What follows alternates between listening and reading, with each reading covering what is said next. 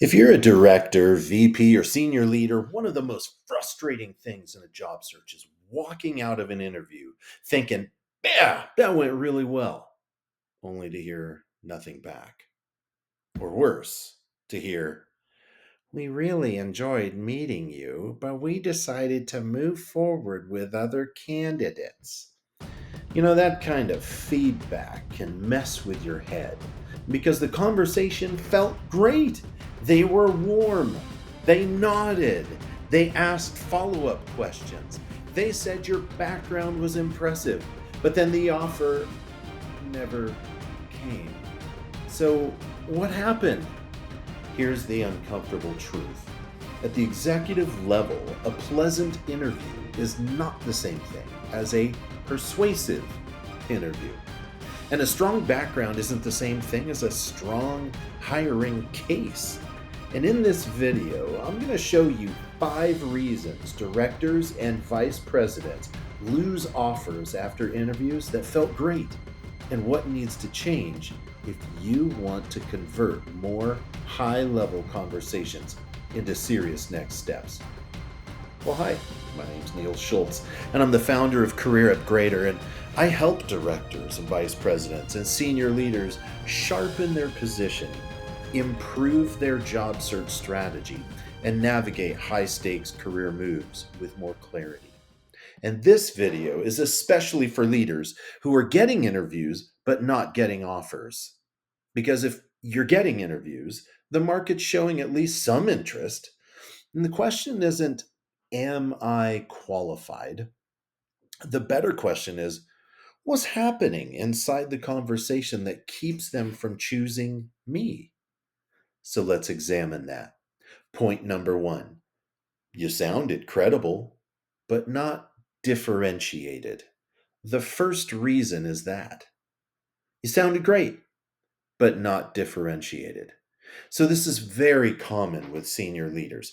You talk about your experience, you explain your background, you walk through the scope of your role, you mention team size and budget, transformation, growth, operational strategy, and whatever else applies. So, all of that might be true. But here's the problem: other finalists often sound credible too. And at the director and VP level, credibility gets you into the conversation. Differentiation helps you win it. The hiring team is not simply asking, can this person do the job? They're asking, why this person for this mandate at this moment instead of the other credible candidates? That means your interview cannot simply be a tour of your resume. It has to become a clear case for fit. And if you need to connect your experience to the specific business problem they're trying to solve, instead of saying something like this, I've led large teams and driven transformation, you need to be able to say something more like, the pattern I've seen in environments like this is that the business doesn't just need operational discipline, it needs someone who can stabilize the current system, rebuild trust across functions, and create enough visibility for leadership to make better decisions. That's where my background becomes especially relevant. That's a different level answer. One is biography, the other is strategy. Here's the second reason strong candidates lose offers: it's that they answer questions well, but they don't frame the business problem. This is subtle, but it's important. Most candidates treat interviews like a test. They wait for the question, they answer the question, they hope the answer was good enough. But executive interviews are not just tests, they're business conversations. So at the senior level, the interviewer wants to know how you think. Can you diagnose? Can you prioritize? Can you see the system? Can you separate symptoms from root causes? Can you ask sharper questions than the average candidate? If every answer is reactive, you may sound competent, but not executive. A stronger approach is to answer the question, then elevate the conversation. For example, if they ask, well, how would you approach your first 90 days? A generic answer sounds like, well, I would meet with stakeholders and learn the business, understand the team, and identify quick wins. That isn't bad, but it's also what almost everyone else is saying. So a stronger executive level answer might sound like this. Well, let's start by separating three things: what needs to be protected, what needs to be fixed, and what needs to be accelerated. So, in the first 30 days, I'd want to understand where the business is already strong, where friction is slowing execution, and where leadership needs better visibility. Then I would align with the CEO or executive team on the few priorities that matter most before moving too quickly. That kind of answer shows judgment. You're not just answering, you're framing. And so the third reason is that you shared experience, but not executive judgment.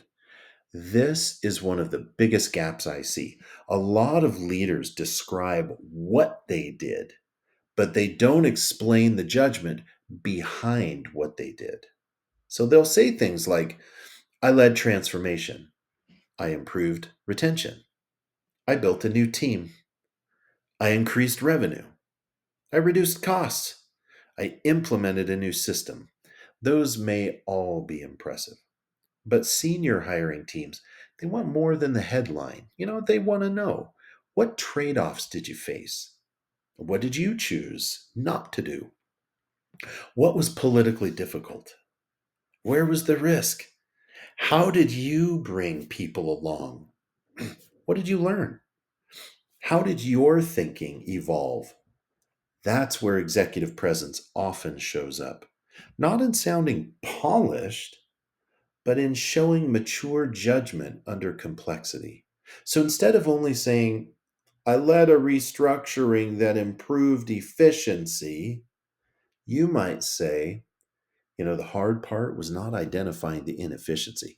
The hard part was sequencing the change in a way that protected customer delivery while rebuilding accountability inside the team.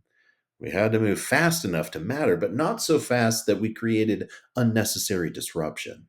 Do you know that answer tells me how you think?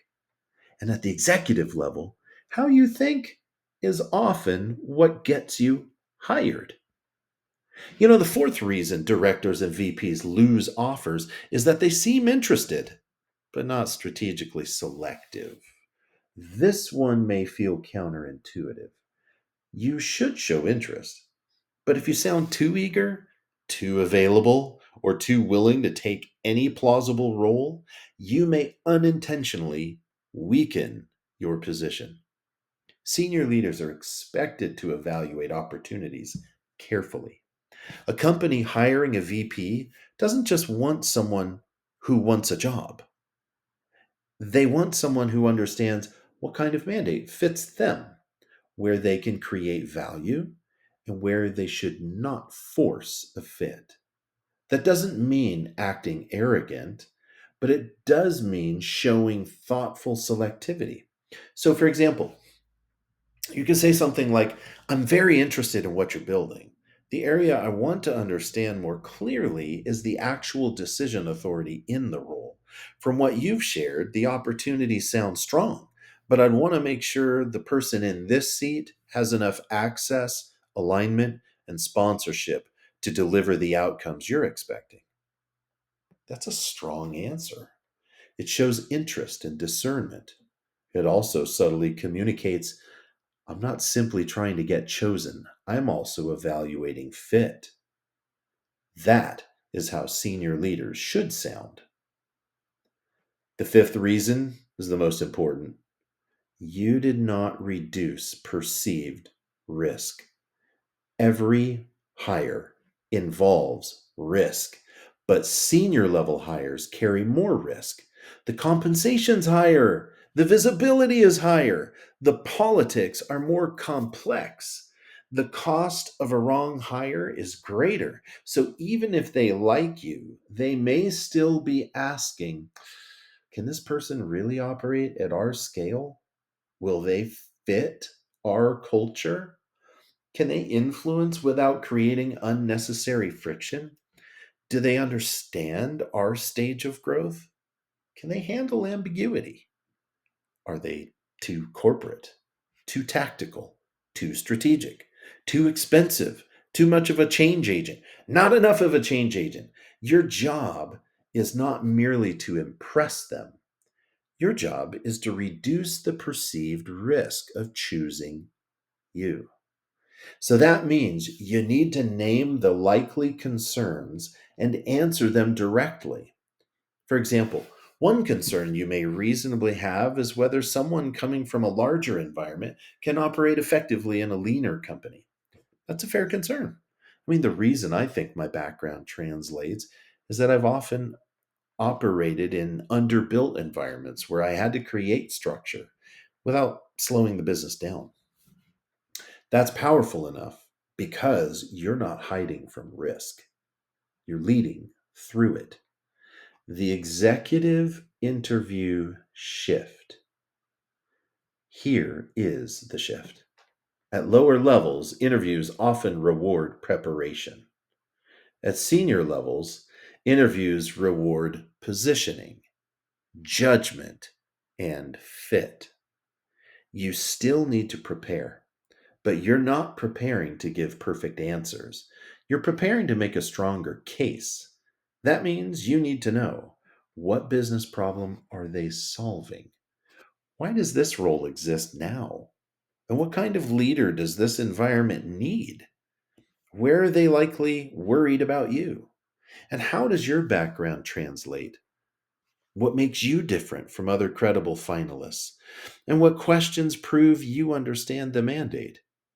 If you can't answer those before the interview, you're walking in underprepared, even if you've rehearsed your stories.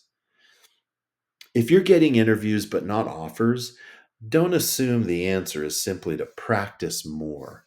This may be a positioning problem. It may be a narrative problem. It may be a fit framing problem. It may be that your answers sound good, but they're not making the hiring team feel enough certainty to choose you. That's exactly the kind of issue we help senior leaders diagnose inside Career Upgrader. So if you're a director, vice president, or senior leader pursuing a significant next move, and you want help figuring out where your search is breaking down, you can request a private strategy conversation using the link below. We'll look at whether your biggest issue is positioning, interview strategy, market approach, decision making, or even execution. Well, I'm Neil Schultz with Career Upgrader. Thanks for watching.